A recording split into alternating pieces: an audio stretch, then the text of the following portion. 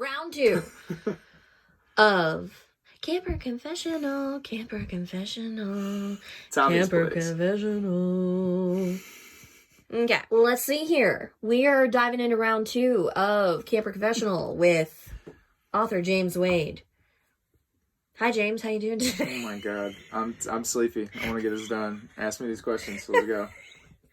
Bryson Dover. Hey, Bryson. Would like to know, what was it like growing up in the Pinelands of East Texas, and how did that influence your decision to become a writer?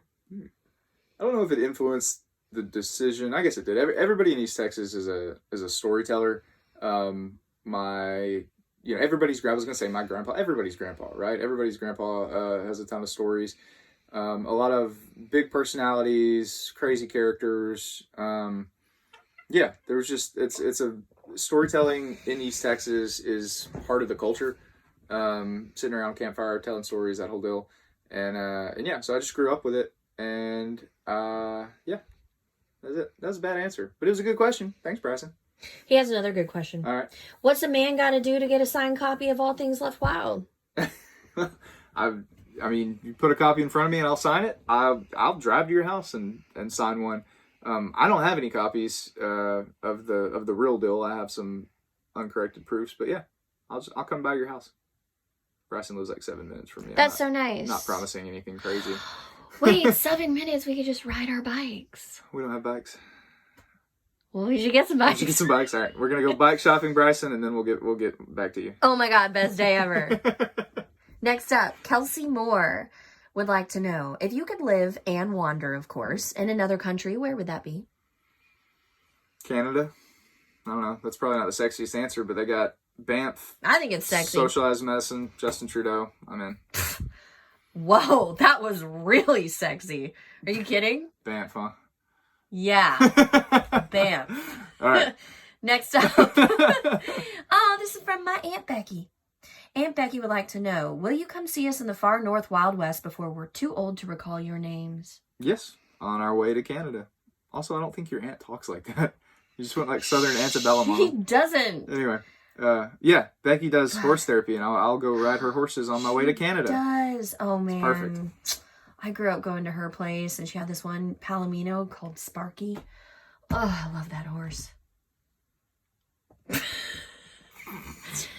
Good story. Moving on. Jess Blackburn. He would like to know, have you given up entirely on pursuing a baseball career if this writing thing doesn't work out? I thought you were just going the way you phrased that. You've given up entirely. Can you tell, This Jess? is Camper Confessional. Can you tell? Camper Confessional. Jess was a really nice boss of mine at TxDOT. I always liked him, and I've given up entirely on my baseball career. It was over before it started. I think if the writing doesn't work out, I will have to do something other than moonlight as a ball player. But thanks for the question.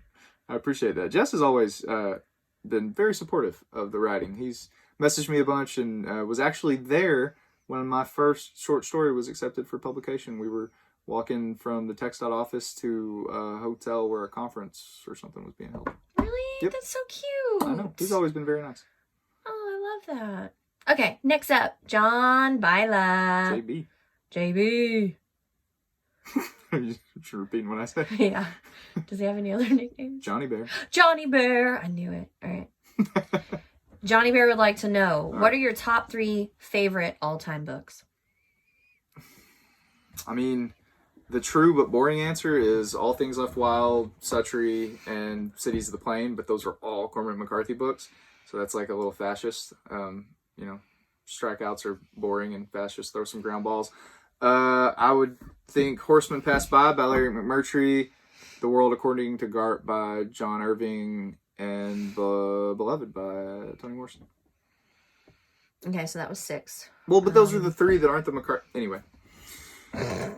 Next question. You don't play by the rules, but that's what makes you so creative and wonderful and artistic. Moving on. May Cobb. Hi, May. May. She wants to know, do you plan ahead or just let the writing lead you? That's a very writery question because May is also an East Texas author. She wrote Big Woods, which came out a couple years ago, and then she has Big Woods was so good. Another Jordan loved that book. She has another book coming out in 2021 called The Hunting Wives, I believe. Really? Hunting Wives, 2021. May, if that's wrong, say in the comments that I'm wrong. Ooh, I'll read anything she writes. I know, right?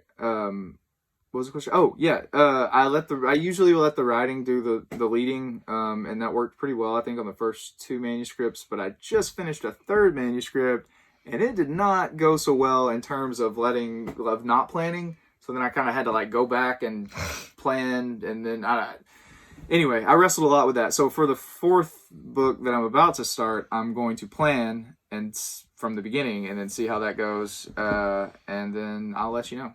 Because I think there's pros and cons to both. But last question of round 2. This is May's question. I also would like to know, and I'm sure that there's a bunch of other people who also would like to know. Okay. What is it like to be so handsome? I can feel you zooming in. Well, as you can tell, I have no idea. I don't know. Ask J-Boy for me. Thank you, May. All right, that concludes round 2. Adios.